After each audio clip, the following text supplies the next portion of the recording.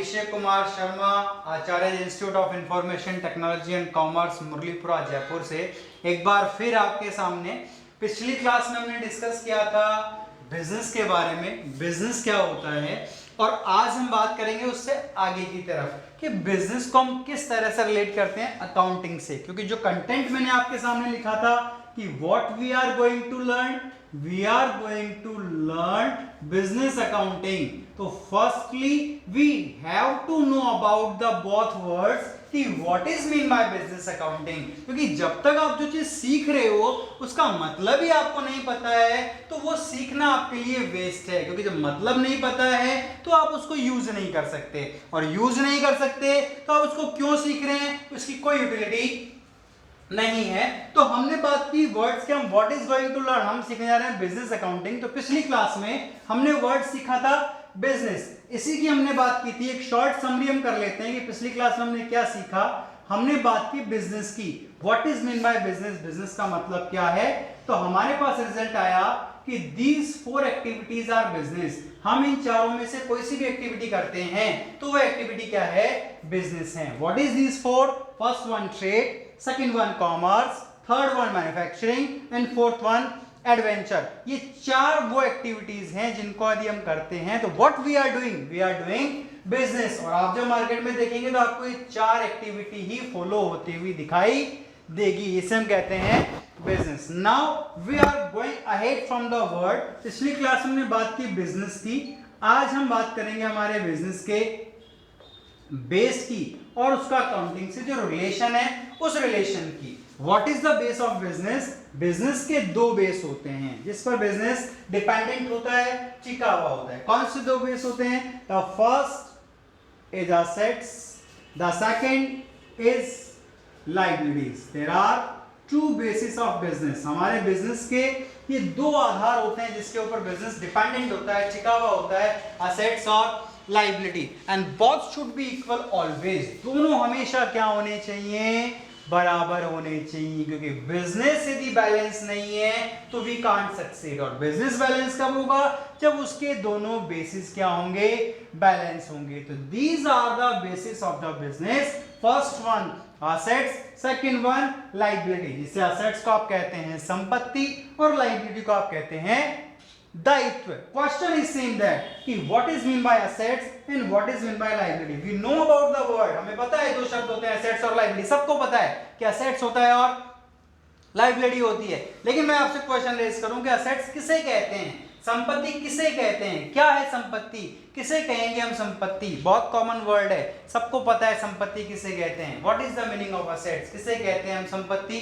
सब जब भी हमने क्वेश्चन बात की किसे कहते हैं हम असेट्स, तो हमारा स्टूडेंट कहता है sir land, building, furniture, machine. तो हम बात करते हैं बेटा we don't asking you the example, we are asking you the meaning of the word, जिससे आप एग्जांपल खुद जनरेट कर सको। हम क्यों रटा रटाया बोले, कि साहब लैंड होता है, बिल्डिंग होता है, फर्नीचर होता है। मैं आपसे क्वेश्चन कर दूं लैंड असेट्स क्यों है, बिल्डिंग असेट्स क्यों है, व्हाट इज द आंसर, क्यों है? उस क्यों का जवाब हमारे पास नहीं होता। इट शुड बी देयर, आपके पास क्यों का जवाब होना चाहिए। क्यों का जवाब होगा तो आप 100% प्योर होंगे, क्लियर होंगे, और you can prove yourself. If you can prove yourself then you are top. If you can't prove yourself, there is nothing. तो आपको प्रूव करना आना चाहिए। तो what is mean by assets? Assets का मतलब क्या होता है? Assets का मतलब होता है it's on right. जिस वस्तु पर मेरा अधिकार है वो मेरी संपत्ति है। अब जरूरी नहीं है कि आप लैंड बोले, बिल्डिंग बोले, फर्नीचर बोले, ये बोर्ड मेरी संपत्ति है। क्यों है मेरी संपत्ति? क्योंकि इसमें मेरा अधिकार है। मैं लिखूं मेरी मर्जी, नहीं लिखूं मेरी मर्जी, इट्स माय ऑन राइट। तो वह वस्तु जिस पर मेरा अधिकार है वह कहलाती है संपत्ति। एग्जाम्पल आप खुद बना सकते हैं, ये बोर्ड संपत्ति है, ये लेक्चर स्टैंड संपत्ति है, ये ट्यूबलाइट मेरी संपत्ति है। क्यों है संपत्ति? क्योंकि इस पे मेरा अधिकार है, इसमें मेरा हक है, इसे इसलिए क्या कहते हैं, संपत्ति। Second word is liability. Liability यानी दायित्व। दायित्व मतलब जिम्मेदारी, कर्तव्य, ये सब इसके पर्यायवाची हैं। मतलब की बात करनी है। लायबिलिटी किसे कहते हैं, दायित्व किसे कहते हैं, किसे कहते हैं दायित्व? विच हैव टू पे, हमें जो कुछ भी चुकाना होता है, हमें जो कुछ भी पे करना होता है उसे कहते हैं हम लाइबिलिटी। दायित्व, हमने किसी पैसे उधार लिए, हमें वापस देने, दिमाग में टेंशन रहती है कि वी हैव टू पे, वी हैव टू पे। जब तक हमने नहीं दिए तब तक वो हमारा दायित्व है, जिस दिन हमने वो पैसे दे दिए हमारा दायित्व खत्म। तो हमारे बिजनेस के दो दायित्व होते हैं जिसमें हमारा बिजनेस लिखा हुआ होता है, one of is assets and another is liability, and both should be equal always. दोनों हमेशा क्या होने चाहिए, दोनों हमेशा बराबर होने चाहिए। Now we are going to establish the relationship between accounting, business का अकाउंटिंग से क्या रिलेशन है। तो हमारे अकाउंटिंग में दो वर्ड होते हैं, debit and credit. There are two words, first one debit, second one credit. ये हमारे अकाउंटिंग के दो वर्ड हैं, डेबिट और क्रेडिट, करेक्ट। तो the debit of accounting will represent the assets of the business, that is the relation. कि accounting का जो डेबिट होता है वो हमारे बिजनेस की असेट्स को रिप्रेजेंट करता है, एंड सेम लाइक अकाउंटिंग का जो क्रेडिट होता है वो हमारे बिजनेस की लायबिलिटी को रिप्रेजेंट करता है। यानी जहां जहां हम डेबिट की बात करेंगे that is the assets of the business, और जहां जहां हम क्रेडिट की बात करेंगे that is the liabilities of the business. तो हमारी अकाउंटिंग में दो वर्ड होते हैं, डेबिट और क्रेडिट, जिनका सीधा रिलेशन है असेट्स और लायबिलिटी से। What is debit, debit represent the assets of the business and credit represent the liabilities of the business. This debit is represented by two symbols, dr और by।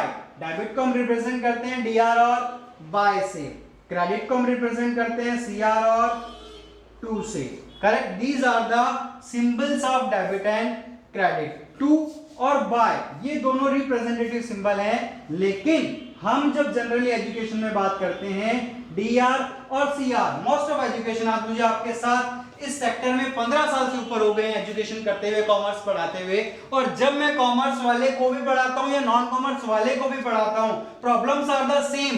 Commerce वाले student को भी नहीं पता कि what is the full form of DR and CR. ये जब मैं क्वेश्चन ये पूछता हूं बच्चों से कि what is the full form of DR and CR, the student says sir DR यानी डेबिट, सीआर यानी क्रेडिट। बहुत बड़ा लैक है हमारे एजुकेशन में कि हम अप्रोच ही नहीं कर पाते हैं कि व्हाट वी नीड, हमें क्या चाहिए होता है। We are book dependent, not book है, बुक में कंटेंट होता है, बट हमारे पास उसका एक्सप्लेनेशन पावर भी होना चाहिए, क्योंकि आप जो सीख रहे हैं वो मार्केट में अप्लाई होगा। That is the fact of the education. यदि आपको वो नहीं आता तो फिर आप जो पढ़ रहे हो आपके कोई यूज का नहीं है, करेक्ट। तो what is the full form of DR and CR, what we say debit and credit. Student says sir DR यानी डेबिट एंड सीआर यानी credit, I will say absolutely wrong. मैं कहता हूं गलत है, बच्चा कहता है सर क्यों गलत है, हम तो यही पढ़ते आ रहे हैं, 5 साल से हमने यही सीखा, डीआर एंड डेबिट और सीआर यानी credit. Challenge is same to yours. यहां है डी आर, इस वर्ड में आर कहां है, नहीं है। देखिए DEBIT, यहां आर है ही नहीं। यहां आप कह सकते हैं क्रेडिट यानी सीआर लगा दिया, क्रेडिट हो गया, लेकिन यहां तो है ही नहीं आर, यहां तो DE है। फिर आपने ये डीआर कहां से पुट किया, नो, कोई जवाब नहीं है कहां से पुट किया, नहीं है जवाब। इसमें यदि आप सही भी हैं तो भी गलत है, क्यों, क्योंकि आपके पास जवाब नहीं है, आपके पास रिप्लाई नहीं है, आप प्रूव नहीं कर सकते, और प्रूव नहीं कर सकते तो आप सही भी हैं तो भी गलत हैं। That is the fact of the life. Prove करना आना चाहिए, करेक्ट। तो प्रूव कैसे करेंगे, दैट इज आपके सामने सिचुएशन है, डीआर डेबिट गलत है, क्यों, आप मुझे करके दिखाइए, डेबिट डीआर कहीं कनेक्ट नहीं होता है। तो what is the full form of DR and CR हमने नहीं सीखा। इस डी का मतलब होता है डेबिट, ओनली डी का मतलब, और इस आर का मतलब होता है रिकॉर्ड, तब जाके शॉर्ट फॉर्म बनती है डी आर। ये फुल फॉर्म होता है डी आर का डेबिट रिकॉर्ड, और सी यानी होता है क्रेडिट, ओनली सी यानी होता है क्रेडिट, सेम लाइक आर यानी होता है रिकॉर्ड, तो बनता है सी आर। हमारे एमकॉम स्टूडेंट्स को, चार्टेड स्टूडेंट्स को भी नहीं पता होता कि what is the full form of DR and CR, and then we say that, हम कहते हैं कि सब जॉब नहीं है। एम्प्लॉयमेंट नहीं है, कुछ मिल नहीं रहा है, अच्छा पैकेज नहीं है, आप में क्या है? हम में वो क्वालिटी होनी चाहिए, वो कंटेंट होना चाहिए, हमारे पास वो नॉलेज होनी चाहिए जिस नॉलेज के बेस पर हम हक से मांग सके कि यस आई डिजर्व इट, और obviously if you are deserving then you will be get it. यदि आप डिजर्व करेंगे तो आप गेट भी करेंगे, उस लेवल का नॉलेज भी आपके पास होना चाहिए। वो तभी होगा जब आपके पास आपके हर एजुकेशन में इन तीनों क्वेश्चंस का आंसर होगा, what, why and how. That is the clear. हम सीखने जा रहे हैं बिजनेस अकाउंटिंग, तो हमें पता है कि बिजनेस अकाउंटिंग क्या होता है, बिजनेस क्या है, अकाउंटिंग क्या है, और दोनों का आपस में रिलेशन क्या है, ये हमें समझ में आ गया। तो now we are ready to study. अब हम तैयार हैं बिजनेस अकाउंटिंग पढ़ने के लिए। यदि कोई हमसे पूछे बिजनेस अकाउंटिंग क्या है तो वी कैन आंसर, हम जवाब दे सकते हैं कि बिजनेस अकाउंटिंग क्या है और क्यों जरूरी है, ये हमें पता होना चाहिए। क्यों का जवाब हमारे पास होना चाहिए, अदरवाइज लोग कहेंगे नहीं वेस्ट ऑफ टाइम है, कुछ भी नहीं है, गलत सीख रहे हो, कोई मतलब नहीं है। नहीं, यदि हम गलत हैं तो क्यों, सही है तो क्यों, क्यों का जवाब यदि हमें मिल जाएगा तो हम खुद डिसाइड कर सकते हैं कि हम सही हैं या हम गलत हैं। और जब हम डिसाइड करना शुरू कर देंगे तो ऑटोमेटिकली हमारी बहुत सारी प्रॉब्लम सॉल्व हो जाएंगी। Thank you so much. आगे आने वाले वीडियो में हम और कंटेंट डिस्कस करेंगे, अकाउंटिंग के बारे में डिस्कस करेंगे। आपको अच्छा लगे आप चैनल सब्सक्राइब कीजिएगा। Thank you so much.